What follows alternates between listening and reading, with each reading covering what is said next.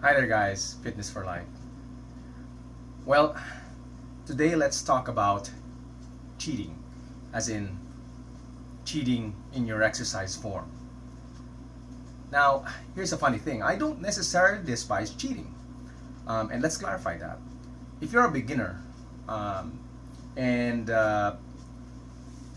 or if you're not fit in a fit level, then I would not advocate cheating.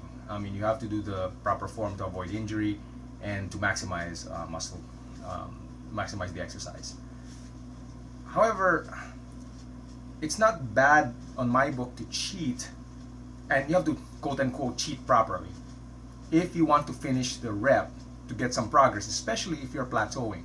So let me give you an example. So for example, the biceps. You it's really funny, but if you look at some of the fitness personalities in YouTube, they'll make fun of people who kind of swing with their body, and I agree. I mean, that's dangerous, and it looks funny, and that obviously is not recommended. However, let's say you've achieved about 5 reps of a very heavy weight. You're trying to get progressive overload here, and the 6th you can't really bring it up.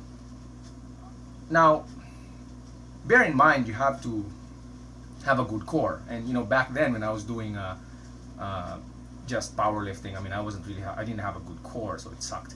But right now, if I have a good core, I mean, some abs, the small of my back, I've been doing deadlifts and good mornings.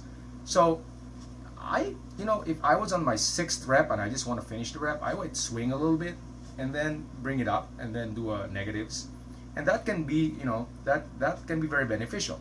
Now the key there is that you can't cheat all the time. What that means is you write that down. The next time you do the bicep curls, this time you're not gonna cheat. This time you're gonna cheat less or less, less and less. So that's how I would use cheating. Another one is tiptoeing when you do your bicep curls, like just to bring it up, and you want to do it in the last rep. So I don't advocate cheating, but there has to be some science to it. I mean, don't do anything that would do yourself an injury. But if you're already kind of advanced and you're plateauing and you want to use that, if there's no spotter, you might, like, if you get good back, you might want to you could do a little bit of it, and the next time cheat less. Another one, for example, is full range of motion. If you're doing bench press and you plateaued, but you do want to get progress, again, that's the key to a progressive overload. You might do a heavier weight, but this time do a little, don't do the full range of motion. Write that down, and then the next time do a little bit lower, and then that's some sort of progress. Because at some point you can't just carry heavy weight. You add weight to a plateau at some point. So that's where I find cheating useful. All right, but again, you have to have some science to it. I wouldn't do anything where your knees are beyond the toes, for example. There are certain things where that will stress the joints.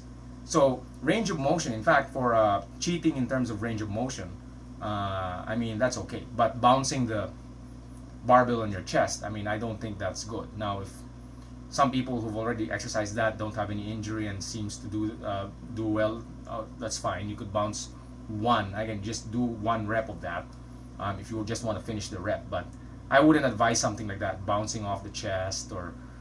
But swinging your body, if you have good core, you could use that. Swinging your body, you could use it a little bit, just to finish the rep. Okay, I mean, you've seen kettlebells. I mean, they're swinging their body. I mean, that's functional exercise. So I would advocate cheating on one condition in terms of swinging your body or tiptoeing. You have to have good core and leg strength, and then you could use cheating only to finish your rep.